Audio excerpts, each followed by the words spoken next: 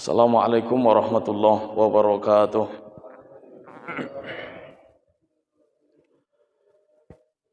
Innal hamdalillah salatu wassalamu ala Rasulillah wa ala alihi wa ashabihi wa mawalah.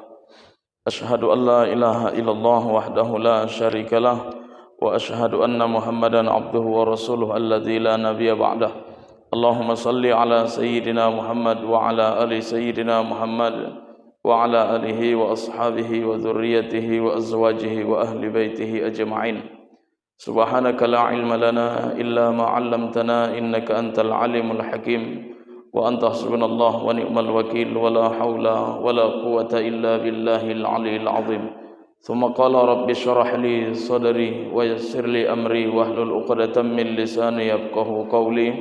Rabbi zidni ilma warzuqni fahma. Allahumma faqqihna fid din wa 'allimna ta'wil bi rahmatika ya arhamar rahimin. Bapak Ibu jamaah salat subuh yang dimuliakan oleh Allah Subhanahu wa taala. Alhamdulillah semalam telah kita selesai Bapak Ibu ya tentang hal-hal ataupun adab yang harus kita perhatikan ketika mengurus jenazah. Memandikannya yang terlebih penting karena ini adalah untuk kesucian jenazah. Jadi apa hukum mandi jenazah itu? Hukumnya Bapak Ibu wajib. Kenapa itu wajib? Karena kita tidak mengetahui orang yang mati itu sebelum ia mati melakukan apa. Ada orang mati habis berzina, belum sempat mandi, mati Bapak Ibu. Ada orang suami istri berhubungan badan malamnya, pas pagi meninggal, belum sempat mandi. Makanya niat kita isi itu adalah makanya mengurus jenazah hukumnya fardu kifayah. Maka satu Bapak Ibu, niatnya harus kudu kita hafal, nawaitul ghusla lihadzal maiti lillahi ta'ala. Itu niat mandikannya. Kalau untuk mengudukkannya, nawaitul wudu'a lihadzal maiti lillahi ta'ala. Dan yang terakhir, dianjurkan kita ketika membasuh lambung kanan dari ujung kepala sampai ujung kaki, membaca doa ini Bapak Ibu.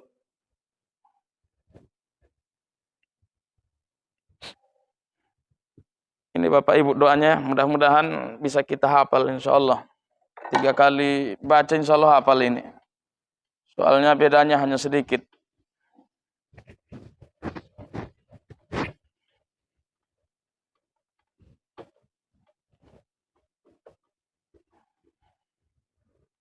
Ini dari sebelah kanan Bapak Ibu.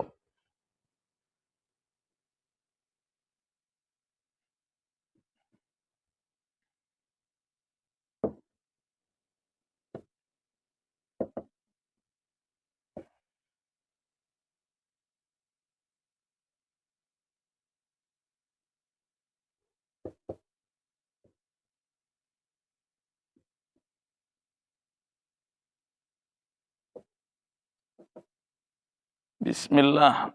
Coba Bapak Ibu kita amalkan, mudah-mudahan hafal ini ya. Bismillah ghufranaka ya Rahman. Rabbana wa ilaikal masir. Ibu-ibu nampak Bu? Bu, nampak? Ya, saya paham udah tua mana nampak ini. Udah. Bismillah. Coba sekali lagi Bapak Ibu ya. Walaupun lapar enggak apa-apa ini ya. Kalau bicara lapar saya lebih lapar ini. Bismillah. Bismillah. Bismillah. Jadi Bapak Ibu kunci setiap membaca doa dan zikir itu minimal kita paham apa yang kita cakap. Ketika kita bilang bismillah, kita tahu dengan menyebut nama Allah. Itu harus muncul di sini. Makanya orang membaca zikir itu ada 2 macam. Hanya sekedar sampai lisan, dan ada orang yang nyampai bukan hanya di lisan sampai ke hati dan akal. Jadi ada orang berzikir masih melalui akal. Salah enggak? Belum, tidak salah karena kekurangan ilmu. Kalau orang sudah berilmu bisa jadi dia sudah nyampe ke akal, maka nyampe ke hati. Makanya Bapak Ibu kadang bergerak badan mereka bukan kesengajaan. tapi bawaan bacaan yang mereka baca. Kan bismillah misalnya Bapak Ibu, ada orang berzikir, harus dia dengar apa yang dia cakap, baru dia husuk membacanya. Misalnya subhanallah, subhanallah, subhanallah. Ada orang,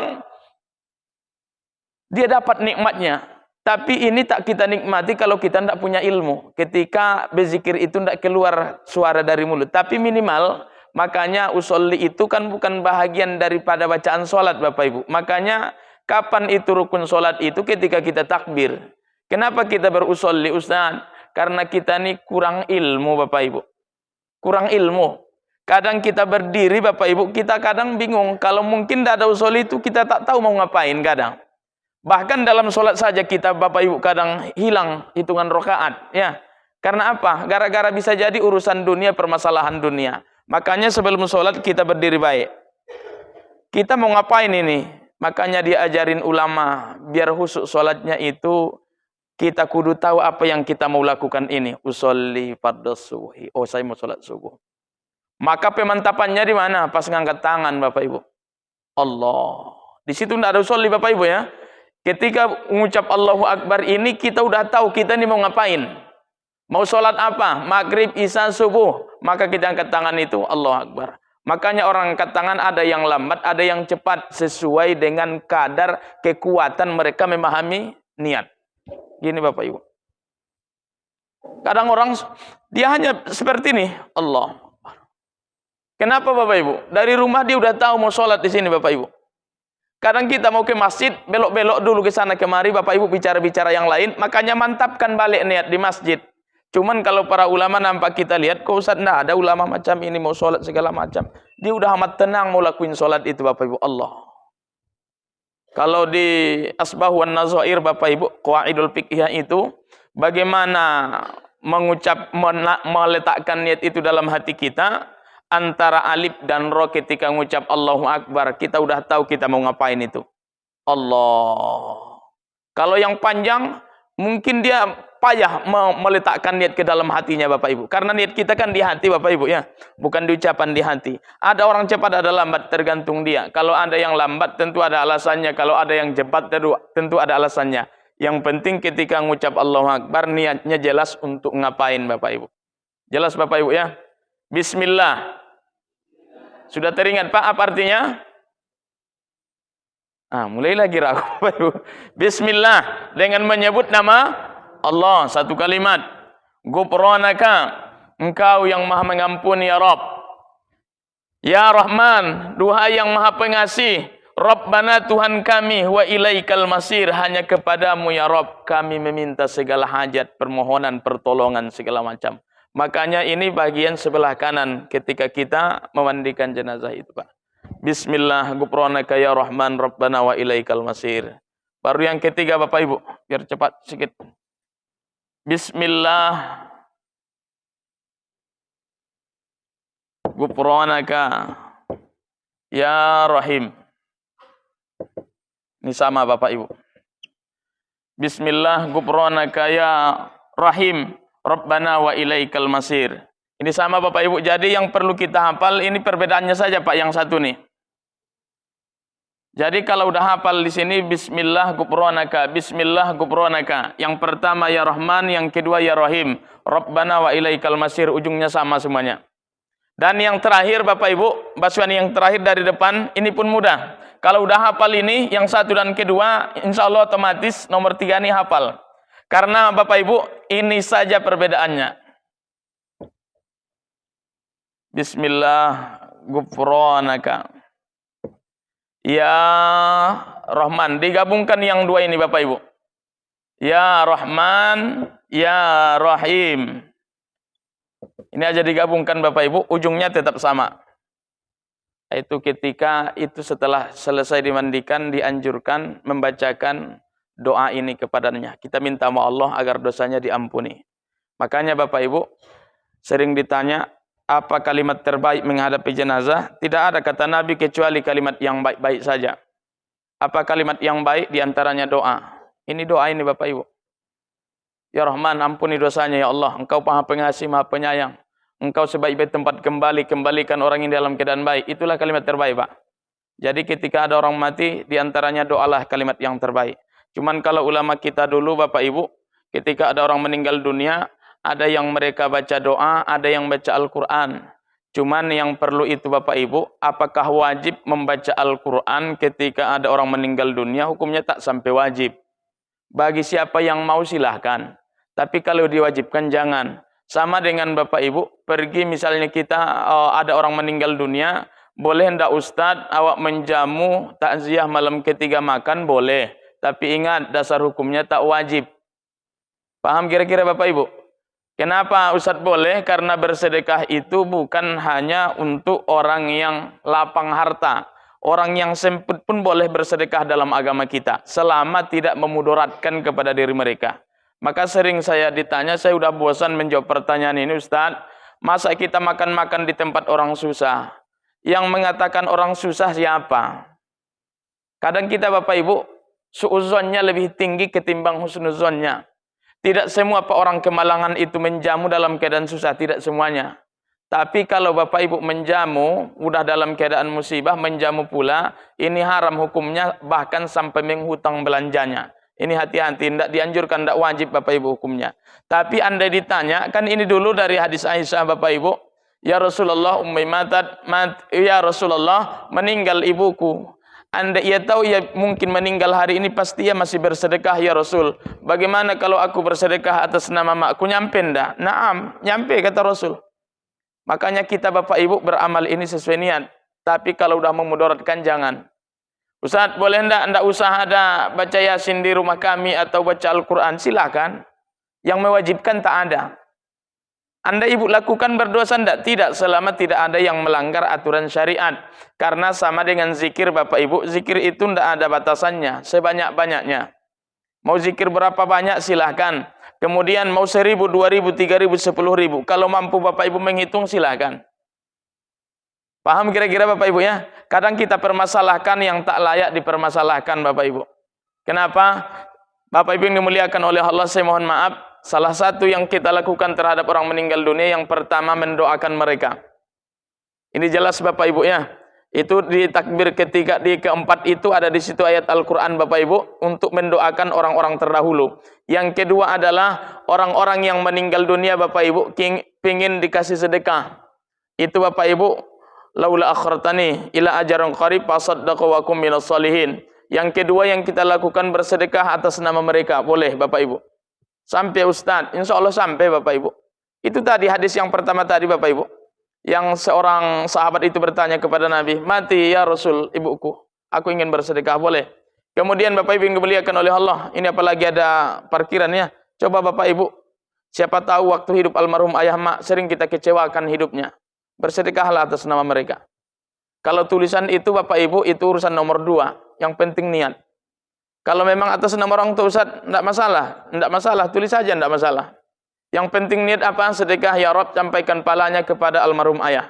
Mungkin ibu dulu, ibu-ibu jarang kita bahagiakan hidupnya. Udah meninggal mereka. Maka seandainya Bapak Ibu mereka diizinkan ingin balik ke atas dunia, pengen tidak orang-orang mati itu? Pengen Bapak Ibu. Tujuan mereka Bapak Ibu hanya satu. Mereka bukan ingin sholat, bukan yang lain-lain, tapi ingin mengejar begitu hebatnya pahala sedekah Bapak Ibu. Kita ini semua Bapak Ibu yang hadir mungkin pernah mengecewakan orang tuanya Bapak Ibu. Pernah kita kecewakan mereka dulu. Akhirnya ada orang tua kita meninggal susah gara-gara kita Bapak Ibu. Meninggal dia karena kita buat dia susah. Setelah dia meninggal Bapak Ibu, tak kita lupakan. Jangan sampai seperti itu Bapak Ibu.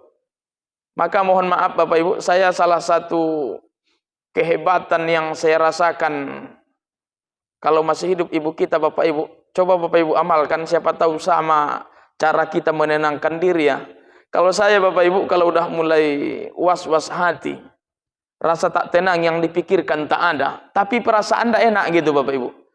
Saya Bapak Ibu hanya satu obatnya, telepon orang tua, kasih uang. Habis itu Bapak Ibu pelong pikiran, nyaman, santai. Ini kehebatan orang tua Bapak Ibu. Maka bersyukur Bapak Ibu yang masih punya orang tua. Sekali senyuman dari orang tua itu Bapak Ibu, tahu enggak Bapak Ibu? Senyuman orang tua itu adalah ridho dari Allah Subhanahu wa taala. Ayah, kita mau kemana? Kemudian enggak usah nak. Maka ayah mak itu sering menolak. Kenapa? yang dia pertimbangkan adalah takut kita susah. Makanya Bapak Ibu, ayah butuh uang, enggak kata dia. Padahal butuh. Ayo mak jalan-jalan, pasti dia tolak terus itu. Kenapa Bapak Ibu? Karena cinta dia itu ke kita sudah melewati batas kecintaan dia terhadap dunia. Maka andai ditimbang Bapak Ibu dunia kanan dan kiri dengan kasih sayangnya, dia tinggalkan itu dunia demi kasih sayang kepada kita. Kapan kita tahu nanti Bapak Ibu ayah mak kita itu sayang? Kalau Bapak Ibu pernah melihat orang tua kita menangis, kalau ia dalam keadaan bahagia, itulah Bapak Ibu sebenarnya cinta yang sesungguhnya kepada kita. Sering kita balik kampung dia nangis, padahal kita tidak susah dari rantau ini datang. Kenapa mereka nangis? Karena cinta itu Bapak Ibu. Makanya kalau Bapak Ibu kita hidup hari ini tak pernah melihat orang tua tersenyum, kita buat parah Bapak Ibu hidup kita punya orang tua macam itu. Tidak pernah kita lihat wajahnya tersenyum ketika dia hidup, ataupun hari ini tidak pernah kita bahagiakan. Makanya Bapak Ibu yang dimuliakan oleh Allah, sampai kata Nabi, orang yang punya orang tua yang tidak baik mereka dengan orang tuanya akan dicabut Allah keberkahan hartanya. Cari Bapak Ibu orang-orang sukses itu, orang-orang kaya hari ini, salah satu yang menopang hebatnya karir mereka itu karena dekatnya mereka dengan orang tua mereka sendiri. Cari Bapak Ibu orang-orang sukses. Kalau ada orang sukses jauh dari orang tuanya, kemudian dikategorikan orang sukses, tanya dia, takkan bahagia dia dengan apa yang dia punya. Maka Bapak Ibu yang dimuliakan oleh Allah, sebelum ayah meninggal dunia, hanya ini Pak kado terakhir perpisahan. Urus jenazahnya besok baik-baik. Ini salah satu, kita baca dulu Bapak Ibu. Bismillah ghufranaka ya Rahman. Rabbana wa ilaikal masir. Bismillah ghufranaka ya Rahman. Rabbana wa ilaikal masir. Hafal baris pertama, insya Allah hafal 2 dan 3. Ya Rahman pertama, yang kedua Ya Rahim, yang ketiga Ya Rahman, Ya Rahim. Apa tujuannya nih Ustaz? Andai tidak mampu seluruhnya ngurus orang tua, minimal sebahagian ikutlah di dalamnya. Salah satunya mengudukkan. Ini niatnya Bapak Ibu. Hafal Bapak Ibu niat duduk ya. Udah hafal ya? Niat duduk. Apa niat duduk Bapak Ibu? Nawaitul wudu'a. Ini jangan-jangan Bapak Ibu berwudu enggak berniat selama ini. Cuman nyuci wajah segala macam.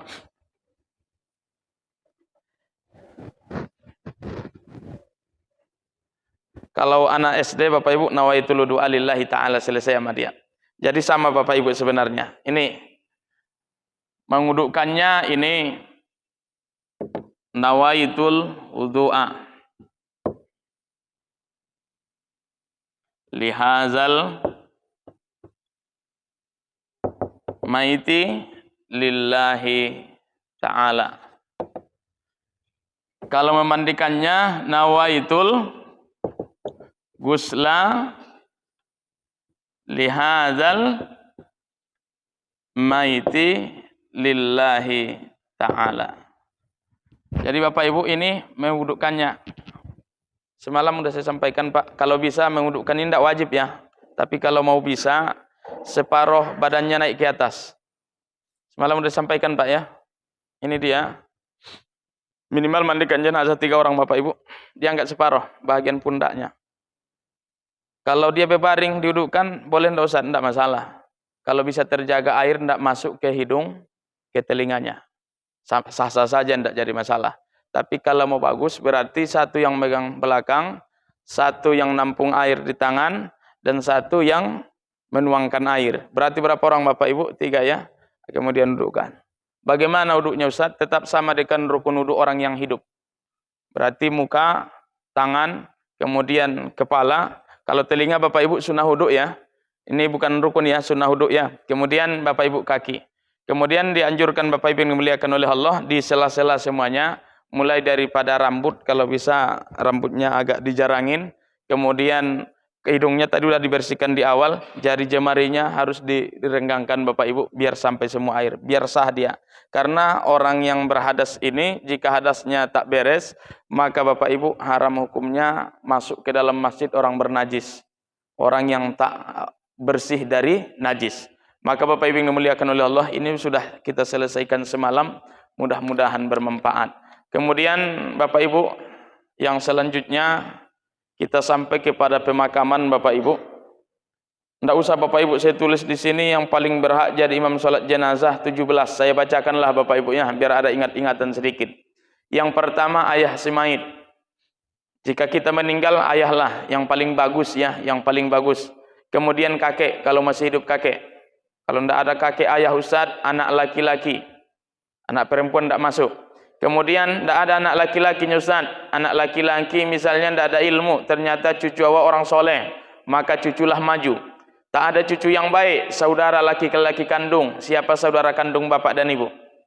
Misalnya saya punya saudara, maka abang saya lah, kalau memang tak ada lagi ayah. Kemudian saudara laki-laki seayah. Berarti apa ini Bapak Ibu? Ya, ayah kita saudara kandung dengan saudara kita, pamannya. Kemudian Bapak Ibu keponakan laki-laki. Kemudian paman saudara sekandung. Ini udah 3 tingkat ini. Paman saudara seayah dari ayah si mayit. Ini tambah panjang lagi Bapak Ibu. Tidak usah diterangkan lagi ya. Sepupu anak dari paman. Sepupu anak dari paman saudara seayah si mayit. Kemudian sultan. Ini dia, kalau sultan ini Bapak Ibu sama dengan almarhum Soekarno dulu meminta Buya Hamka yang jadi imam sholatnya ya. Jadi pemimpin itu dia diperbolehkan, dan andai anaknya tak ada, maka sultan itu yang paling bagus untuk menjadi imam sholatnya, wakilnya. Presiden berarti wakil presidennya. Kalau RW, siapa wakilnya Bapak Ibu? Sekretarisnya. Jadi ini sebagai gambar-gambaran nih Bapak Ibu ya, Anda mau mencari. Kemudian kerabat laki-laki mayit yang bukan termasuk ahli waris. Ini Bapak Ibu. Dan yang terakhir adalah selain kerabat si mayit.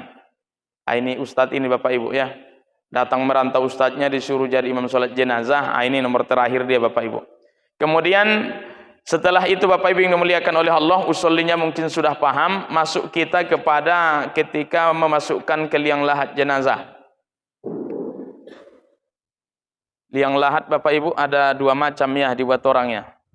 Jadi di sini Bapak Ibu ada bacaan di sini yang dianjurkan. Ini hadisnya diriwayatkan oleh Imam Abu Daud dari Abdullah bin Umar bahwasanya Rasulullah Shallallahu Alaihi Wasallam meletakkan jenazah dan beliau adalah membaca kalimat ini.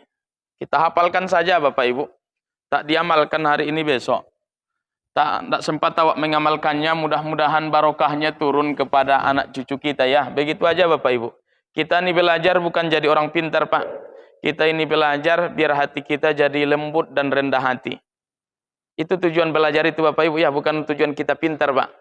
Kalau efek dari ilmu itu diantaranya adab Bapak Ibu. Kalau banyak ilmu kita makin beradab, insya Allah berkah ilmu Bapak Ibu. Tapi kalau makin banyak ilmu, makin senang, makin mudah nengok aib orang, hati-hati Bapak Ibu. Itu bisa jadi tipuan fitnahan daripada iblis Bapak Ibu. Karena bahaya Bapak Ibu, orang berilmu itu penyakitnya diantaranya sombong. Orang berharta itu juga penyakitnya sombong. Ahli ibadah itu pun Bapak Ibu penyakitnya sombong. Saya mohon maaf Bapak Ibu. Ya. Andai Bapak Ibu melihat orang yang berbeda pendapatnya dengan kita, kalau sampai kepada makom untuk menghina, jangan. Contoh Bapak Ibu, misalnya saya pernah keluar Bapak Ibu bersama jamaah tablik. Ini jamaah tablik dulu Bapak Ibu ya. Saya paling suka dengan mereka yang pertama adabnya Bapak Ibu. Adabnya luar biasa Pak. Apa Ustadz maksud adabnya itu? Kalau mereka ini Bapak Ibu saya lihat, enggak pandai sombong-sombongan Bapak Ibu. Itu yang saya rasakan ketika duduk bersama mereka. Enggak pandai sombong-sombongan. Memang saya mohon maaf Bapak Ibu, memang rata-rata sebahagian dari mereka itu memang Bapak Ibu, memang yang baru sadar. Namun setelah sadar, kita lihat juga Bapak Ibu, ada orang baru sadar, sudah berani patwa-patwa. Hati-hati Bapak Ibu ya, yang berpatwa-patwa jangan. Kalau cari ilmu dari siapapun silahkan. Tapi kalau tablik Bapak Ibu saya lihat, wajahnya senyum. Awak marah-marahin pun kadang tidak mau dia membalas, Bapak Ibu. Datang dia ke rumah kita 5 kali, ngetuk pintu. Hanya ngajak sholat, Bapak Ibu. Kemudian awak tidak hargai, bagaimana mereka Bapak Ibu penampilannya. Ngucap salam lagi sama awak, Assalamualaikum katanya. Kemudian Bapak Ibu mereka balik. Kemudian ada tidak dendam Pak di hati mereka? Tidak ada saya lihat Bapak Ibu. Itu yang membuat saya nyaman kadang berkawan dengan seseorang Pak. Kenapa? Ketika dia menyetarakan dirinya tidak lebih dari siapapun. Ini kawan macam ini Pak mahal. Karena ketika Bapak Ibu berkawan dengan orang berharta, kalau orang berharta ini tidak mau menyetarakan dirinya dengan kita, hati-hati berkawannya Bapak Ibu. Suatu saat bukan harta itu yang dia tinggikan, tapi harga diri kita akan direndahkannya. Hati-hati Bapak Ibu. Sama dengan ahli ibadah Bapak Ibu. Saya mohon maaf Bapak Ibu ya. Andailah sholat 5 kali sehari semalam udah dijaga. Puasanya udah jalan, kemudian sedekahnya jalan. Tapi kalau tidak baik Pak sama manusia, kita belum termasuk orang yang baik dalam dunia ini Bapak Ibu.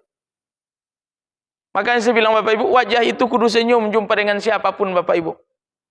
Kudu senyum. Makanya jumpa, tapi ibu-ibu jangan semua senyum sama orangnya, sama suami orang jangan senyum ya.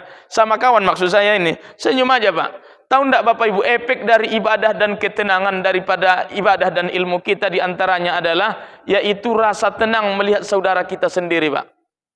Makanya saya Bapak Ibu pernah, saya tanyalah ada jamaah ini waktu kami ngumpul.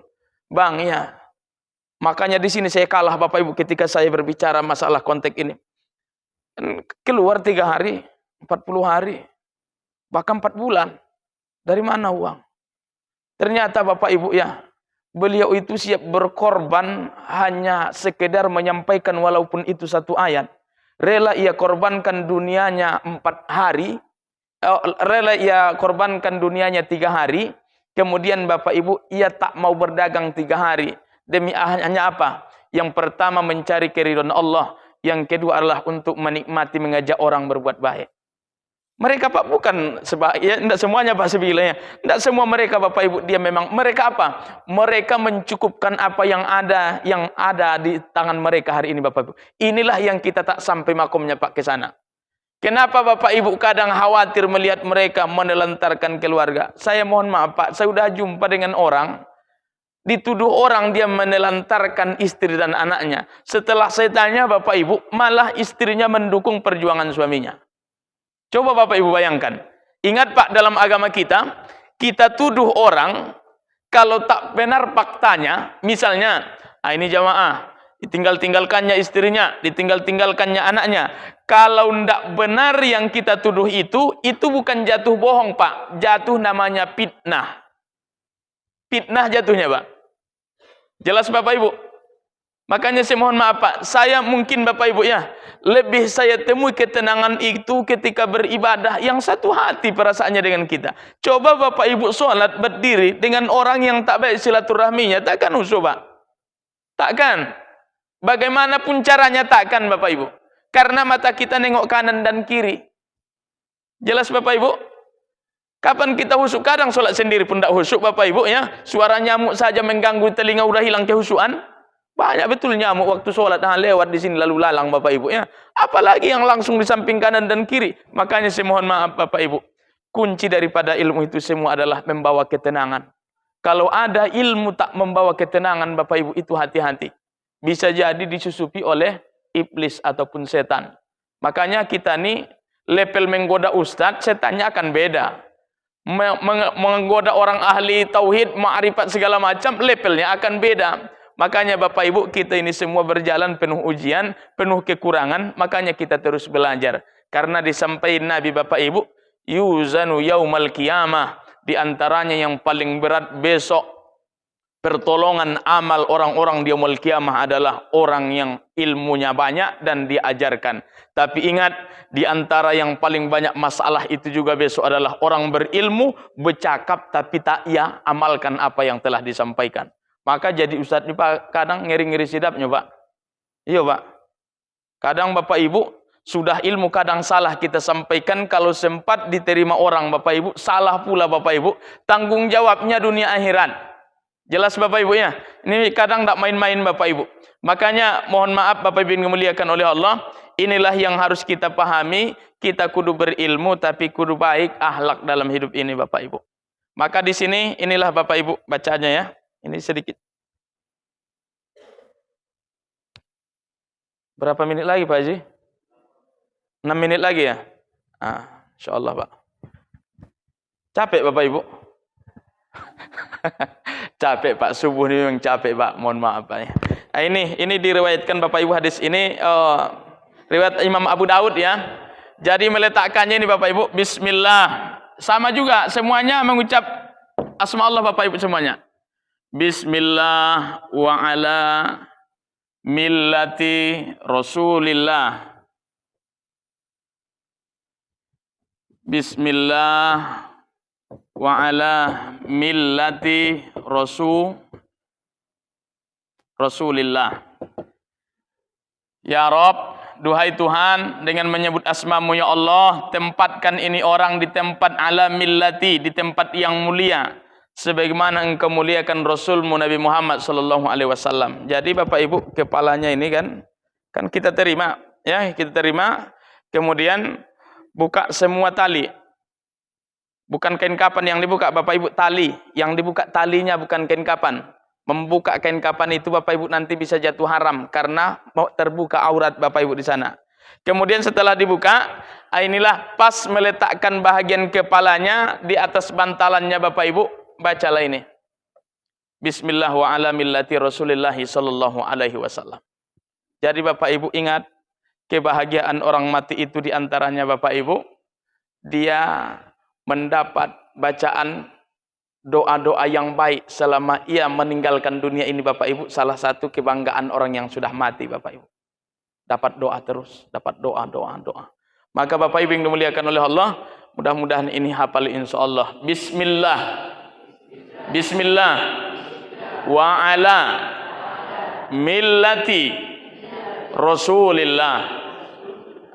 Ketika bismillah dengan menyebut-Mu ya Allah, wa ala millati Rasulillah, tempatkan ya Rabb di tempat yang mulia, di makom yang mulia, sebagaimana Engkau memuliakan Rasul-Mu. Siapa ayahku ya Allah? Siapa makku ya Allah? Siapa ini kawanku ya Allah? Sahabatku ini ya Rabb. Maka insya Allah Bapak Ibu, orang-orang meninggal dunia ini, teriakan mereka kata Nabi ada dua, di antaranya yang menyakitkan dan teriakan yang membahagiakan dirinya. Apa yang membuat teriakan dia bahagia?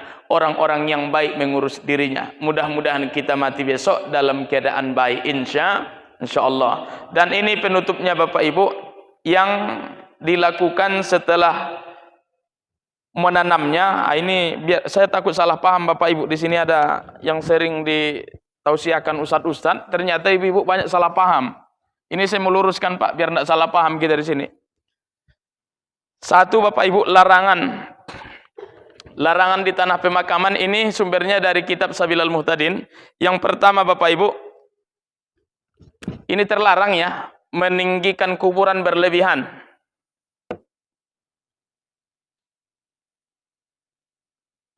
Meninggikan kuburan berlebih-lebihan. Kalau kita lari ke konteks hadis Nabi Bapak Ibu, minimal 1 jengkal. Sekarang udah makin pintar, mudah-mudahan udah makin berilmu orang Bapak Ibu. Sekarang memang ukuran papan itu saya lihat Bapak Ibu pas 1 jengkal yang dipakai orang sekarang. Jadi kalau bisa Bapak Ibu, ini yang kita bahas di tanah umum ya, tanah pemakaman ini Bapak Ibu, maka dianjurkan gundukan tanah itu minimal tingginya 1 jengkal. Kalau saya tidak mau berdebat urusan ini Bapak Ibu, kalau lebih dari itu atau sempat Bapak Ibu membangun kuburan keluarga kita di tanah makam, kalau memang tobat, silahkan diganti, tidak jadi masalah. Tapi bukan kuburnya yang dibongkar Pak ya, yang bagian atasnya. Kalau sempat ada yang buat pondasi. Sekarang Bapak Ibu udah makin keren Bapak Ibu sekarang. Bahkan cetakan itu udah bisa yang disambung-sambung. Itu tidak jadi masalah. Yang dilarang itu adalah membina, membuat pondasi, membangun kuburan di tanah umum. Kalau tanah pribadi tidak masalah. Sepakat para ulama, kalau tanah pribadi tidak jadi masalah. Makanya kita lihat kuburan ulama-ulama kita di pondok pesantren besar-besar. Itu ijma' para ulama, mereka sepakat tidak masalah. Yang dihukumkan itu adalah di tanah pemakaman. 1 jengkal Bu. Bu, kita beli enggak tanah makam itu? Dibeli kan? dengan sekian harga, 1 kakak sekian-sekian, ini jatahnya. Maka yang kita miliki itu adalah itulah liang lahat kita. Yang liang lahat kita itu yang kita beli Bapak Ibu. Jadi mohon maaf Bapak Ibu, sudah sampaikan semalam sama ibu-ibu, jangan suka mengambil yang bukan hak kita. Itu yang semalam saya bilang, mematah-matahkan bunga kuburan orang lain itu. Karena itu bukan milik kita. Ya. Kalau diminta kan awak mintanya Ustaz. Iya enggak apa-apa kalau diminta. Takutnya enggak diminta. Kalau enggak dikasihnya gimana? Ibu bilang, Ibu Ustaz udah saya minta. Iya betul Ibu minta. Kalau yang di dalam kubur itu tak mengizinkan gimana kira-kira? Lebih baik enggak usah Pak. Iya. Apalagi dijawab lebih parah lagi nanti Pak Haji. Oh, Pak saya ambil bunganya. Ambillah katanya dari dalam. Bagaimana mau ngambil lagi Bapak Ibu udah lari tunggang langgang. Ini namanya yang disebut syubhat Pak, antara halal dan haram. Misalnya saya mohon maaf Pak ya, begini sama dengan orang hidup. Misalnya Pak Haji ya, Pak Haji berbuah jambunya. Jadi Pak Haji ini ku kenal orang baik, tanpa ku minta pun pasti dikasihnya. Kan ada orang macam itu Bapak Ibu ya.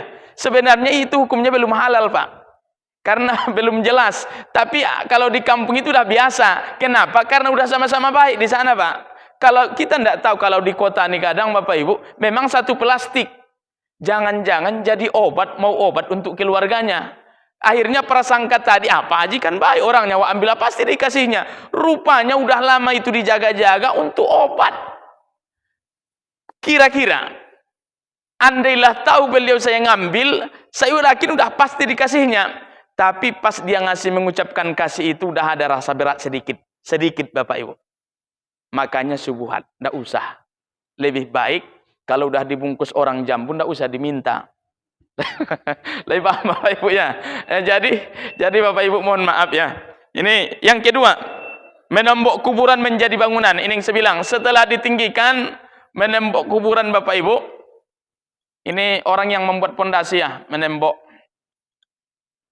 kuburan. Kemudian di sini, ini yang sering salah orang Bapak Ibu, menulis kuburan. Apa maksudnya ini? Bukan membuat namanya Bapak Ibu ya. Ada enggak nama di atas makam? Ada. Bukan ini maknanya Bapak Ibu. Yang disebut itu misalnya pergi Bapak Ibu berziarah ke Sunan Ampel. Bapak Ibu coret-coret itu kuburan. Pergi ke Gunung Sailan. Ya, karena berziarah dianggap keramat segala macam, tulis-tulis. Haram hukumnya Bapak Ibu, enggak boleh. Jadi sekarang, ini dia, apa hukumnya berziarah? Hukum berziarah boleh. Tapi kalau meminta kepada yang diziarahi, haram hukumnya. Jelas Bapak Ibu, syirik jatuhnya Bapak Ibu. Ya, misalnya pergi, mohon maaf, harus diperbaiki niat kita ini Bapak Ibu. Pergi ke makam siapapun nama ulamanya. Terlebih, Bapak Ibu, kemana-mana pun kita. Kalau sempat minta kuburan, tak ada dalil dari Rasulullah. Yang ada adalah pergi berziarah, mendoakan orang yang sudah mati. Kemudian bukan mendoakan orang mati. Bedakan itu Bapak Ibu ya. Mendoakan orang yang sudah mati itu. Kemudian kita berdoa kepada Allah. Untuk apa? Karena keberkahan orang-orang soleh itu Bapak Ibu. Salah satu syafaat di yaumul kiamah yang ada setelah Rasulullah. Di antaranya syafaat orang-orang soleh yang pernah berkawan dengan kita. Ataupun satu majelis dengan kita Bapak Ibu. Jelas Bapak Ibu ya. Sama dengan ke Jabal Rahmah bagi yang sering umroh. Saya mohon maaf, jangan ditulis di batu itu nama kita dengan mantan 20 tahun yang lalu. Dengan harapan bersuanya macam Adam dan Hawa. Tidak ada ajarannya Bapak Ibu. Kalau ada dalilnya saya pun sudah amalkan itu semalam. Karena ada mantan saya yang tak dapat sampai hari ini. Bapak Ibu ya. Duduk di atas makam. Ini biar clear Bapak Ibu, tinggal 2 lagi. 4. Duduk di atas kuburan. Hati-hati Bapak Ibu. Sudah sering saya sampaikan kepada Ibu. Tidak wajib hukumnya harus di samping kuburan baca Al-Quran. Dan tidak wajib harus berdoa pas di samping makam almarhum ayah. Tapi kalau ada tempatnya rasanya tidak mengganggu kuburan, mau berdoa boleh enggak? Boleh. Mau baca Quran? Boleh. Kadang Bapak Ibu kita paksakan. Kita paksakan agar tetap di situ padahal makam sempit Bapak Ibu. Di sampingnya makaman. Makanya apa ukuran daripada makam itu Ustaz? Itulah batu yang dikasih segi 4 itu Bapak Ibu. Itulah yang tak boleh didudukin itu. Kalau duduk di tanah pemakaman boleh. Yang tak boleh itu menduduki kuburan di tanah pemakaman. Jelas? Andai ada tempat duduk, Ndak usah bacanya di sana, baca dari rumah. Mudah bagi Allah nyampein itu Bapak Ibu. Cuman kalau bacanya di samping makam lebih khusyuk awak sikit, betul lah Pak? Hilang dunia tuh, teringat almarhum ayah, lebih khusyuk rasanya Ustaz. Kalau memang begitu ndak jadi masalah. Jangan sampai beramal sambil berdosa. Dan yang terakhir adalah melakukan perbuatan-perbuatan yang menjurus kepada syirik tahayul, meminta doa pada mayit dan yang lain-lain. Bapak Ibu bawa air kemudian berdoa karena ini ulama dulu bisa jadi nanti air ini jadi obat, setiap datang ke makam bawa ini untuk mengambil ini. Jangan Bapak Ibu. Kita datang ke sana yang pertama mengingat mati, kemudian yang kedua berdoa kepada mereka orang-orang soleh karena ada anjurannya, dan kalau meminta-minta jangan. Jelas Bapak Ibu ya, masalah ini Bapak Ibu dimuliakan oleh Allah. Inilah Bapak Ibu, alhamdulillah sudah selesai tamat buku ini. Mudah-mudahan Bapak Ibu bermanfaat. Kalau Bapak Ibu ingin kopian ini, insya Allah bisa saya bawakan nanti untuk Bapak Ibu jadi pegangan di rumah ya. Minimal sedikit ilmu bisa. Yang ada sekarang di mobil Bapak Ibu hanya 10 kalau tidak salah. Karena buku ini tidak banyak cetakannya Bapak Ibu. 10 ada di situ. Semalam 637 buku yang dibawa, itulah yang tinggal Bapak Ibu. Khusus hanya mengurus jenazah. Mudah-mudahan Bapak Ibu bermanfaat. Itulah yang Bapak Ibu yang bisa saya sampaikan. Andai ada salah dan hilap saya mohon maaf. Subhanakallahumma wa bihamdika asyhadu an la ilaha illa anta astaghfiruka wa atubu ilaik. Walhamdulillah rabbil alamin. Assalamualaikum warahmatullahi wabarakatuh.